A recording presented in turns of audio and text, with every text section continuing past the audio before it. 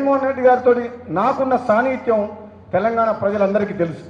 ముఖ్యంగా మేమంతా వైఎస్ రాజశేఖర రెడ్డి అభిమానులం, ఆయన శిష్యులు. వైఎస్ రాజశేఖర రెడ్డి గారిని స్ఫూర్తిగా తీసుకొని నేను రాజకీయాల్లోకి వచ్చి ఆయన ముఖ్యమంత్రిగా ఉన్నప్పుడు కొత్తగా పార్లమెంట్ నియోజకవర్గం ఏర్పడిన భువనగిరి నియోజకవర్గం నుంచి ఆనాడు మా సోదరుడు ఎమ్మెల్యేగా ఉన్న ఉమ్మడి ఆంధ్రప్రదేశ్లో మహాకూటమి అభ్యర్థి టీడీపీ, టీఆర్ఎస్, సిపిఎం, సిపిఐ 4 పార్టీల అభ్యర్థికి వ్యతిరేకంగా నేను 1,40,000 మెజారిటీతో గెలిచినంటే అది వైఎస్ రాజశేఖర రెడ్డి. ఇప్పటికి కూడా మా తెలంగాణలో కోమటిరెడ్డి బ్రదర్స్ అంటే వైఎస్ రాజశేఖర రెడ్డి శిష్యులు అంటారు.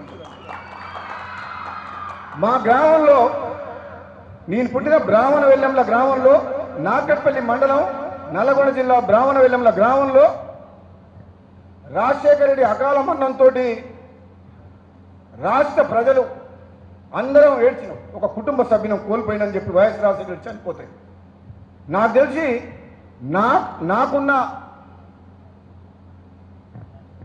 నాకు తెలిసిన వాళ్ళకి ఇన్నేళ్ల జీవితంలో ఒక వ్యక్తి రాజకీయ నాయకుడు చనిపోతే ఒక రాష్ట్రంలో ఏడవని వ్యక్తి లేడు, బాధపడని కుటుంబం లేదు. ఒక కుటుంబ సభ్యుని కోల్పోయినట్టు రాజశేఖర రెడ్డి గారి మరణాన్ని అంత కలత చెందిన అందరం. ముఖ్యంగా మా కోమటిరెడ్డి సోదరులకు అత్యంత ప్రీతిపాత్రుడు, మాకు తండ్రి లాంటి వాడు, మాకు స్ఫూర్తినిచ్చి రాజకీయాల్లో మమ్మల్ని ఎంకరేజ్ చేసిన వ్యక్తి వైఎస్ రాజశేఖర రెడ్డి గారు. తెలంగాణ ఉద్యమ సమయంలో కూడా 2010 సెప్టెంబర్ 2 నాడు తీవ్రంగా తెలంగాణ ఉద్యమం నడుస్తుంది. నేను పార్లమెంట్ సభ్యునిగా నేను ఒకవైపు తెలంగాణ కోసం, సమైక్యాంధ్ర కోసం వేణుగోపాల్ రెడ్డి ఇద్దరం మిత్రం కొట్లాడుతున్నాం. ఆ తెలంగాణ ఉద్యమంలో నిజాయితీ ధర్మం ఉంది కాబట్టి, ఉమ్మడి ఆంధ్రప్రదేశ్లో ఆ ప్రాంతానికి అన్యాయం జరిగింది కాబట్టి అప్పుడున్న పరిస్థితుల్లో నేను నా సహచర ఎంపీలతోటి కలిసి పనిచేయాల్సిన అవకాశం, ఆ పరిస్థితి అక్కడ ఉన్నది ప్రజల్లో. ఆ పరిస్థితి ఎందుకు వచ్చింది? రాజశేఖర రెడ్డి గారు చనిపోయిన తర్వాత ఆ నాయకత్వం లోపం కనబడ్డది కాబట్టి ఆ పరిస్థితి ఏర్పడ్డప్పుడు. ఆ రోజు రోషయ్య గారు ముఖ్యమంత్రిగా ఉన్నా ఆ రోజు ఆ ఉద్యమాన్ని కంట్రోల్ చేయకపోవడమే గాక ఆయన తీసుకున్న కొన్ని నిర్ణయాల వల్ల ఉద్యమం ఉవ్వెత్తున లేచి ఇంకా తీవ్ర రూపం దాల్చి మాలాంటి రాజకీయ నాయకులు తెలంగాణని జై తెలంగాణని తప్పలేదు. ఆ తెలంగాణ ప్రజల ఆకాంక్షల కోసం ఒక పార్లమెంట్ సభ్యునిగా పార్లమెంట్లో నాకు గొంతు వినిపించాల్సి వచ్చింది. కానీ ఆ సమయంలో కూడా ఉద్యమం తీవ్రం ఉన్న సమయంలో నేను ధైర్యం చేసి సెప్టెంబర్ 2 నాడు ప్రథమ వర్ధంతి రోజు మా గ్రామంలో రాజశేఖర రెడ్డి గారు విగ్రహం పెట్టి కొన్ని వేల మందిని పిలిచి విగ్రహావిష్కరణ చేసినాం.